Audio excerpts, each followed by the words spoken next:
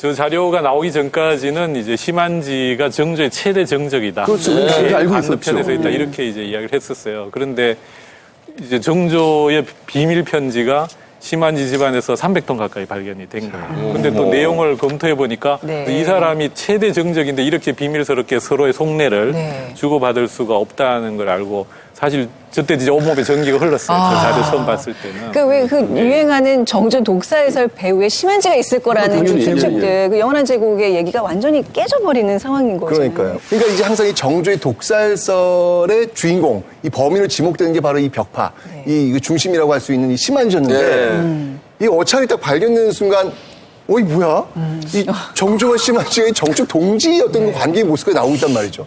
이건 정말 어마어마한 반전이었던 것 같아요. 아니, 근데 어떤 식으로 그 정조와 심한지가 편지를 통해서 주고받는 걸까요, 내용들을? 그래서 이런 특정 사안에 대해서 상주문의 내용을 직접 써서 이제 보냅니다. 결과적으로 정조의 지시대로 심한지가 이렇게 뭔가 이런 자신의 정치적 의견을 피력하는 것처럼 그런 방식으로 한 거죠. 그리고 대표적으로 1798년 8월에 심한지를 우의정에 이제 제수해 놓고는 사직 상소를 미리 이제 구상해 둬라 이런 어떤 그 지침을 내려요.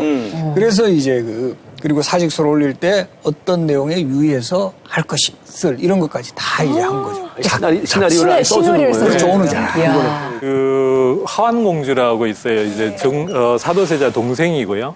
근데 이제 정조가 왕이 된 것을 반대했던 이런 이제 옹주가 있는데, 그러니까 굉장한 정적이잖아요. 네네네. 근데 이제 이 정조 말년에 정조가 사면을 해주려고 그래요.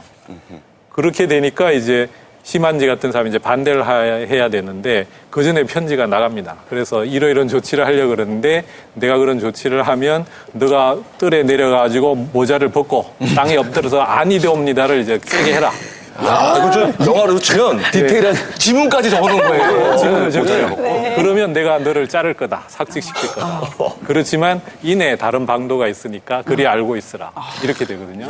그리고 실제로 이제 그 조치가 일어납니다. 일어나니까 심한지는 예정된 수순으로 가서 아니되옵니다를 하죠. 모자 벗고. 예, 모자 벗고 땅에 머리를 찧으면서 아니되옵니다를 그 연출 정조 진짜.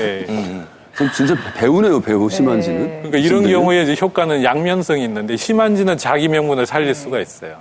그러니까 이 하한옹주를 복권시키는 데서 반대하는 자기 입장을 주장할 수가 있고 정조는 그렇게 이제 반대하는 대신을 내침으로써 자신의 의지가 그만큼 강하다는 것을 보여주는 효과가 있는 거죠.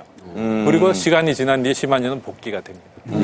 그래서 양쪽을 다 이제 해결하는, 그래서 반대 효과를 이제 반대 여론을 잠재우는 그런 효과가 있습니다. 우리 정약용 편에서도 정조가 정약용이 상당히 몰릴 때 외직에 잠시 나가 있어라. 이러면서 다시 이제 또 좀 잠잠해질 때 불러들이고 이런 그 어떻게 보면 그 정치력 같은 거 이런 거 분명히 발휘했던 것 같아요. 저 체제공을 방패막이 삼을 수 있는 정도는 예상을 했는데 그렇죠. 심한지까지 이거는 생각을 못했는데. 대단한 임금이에요. 심한지와 정조는 대외적으로 자신들의 주장을 끝까지 관철해서 좋고 또 비워서 그러는 건 아니야. 알죠. 이렇게 서로 마음을 끊지 않아서 좋고. 그러니까 이 편지가 없었으면 그냥 이건 심한지의 의견일 거다 이렇게 이제 연구자가 볼 수밖에 없는데 그 앞에 이제 이런 편지가 나오니까 이게 도대체 심한지 이야기인지 정조 이야기인지 헷갈리는 거죠. 그러니까 연구자들이 굉장히 골치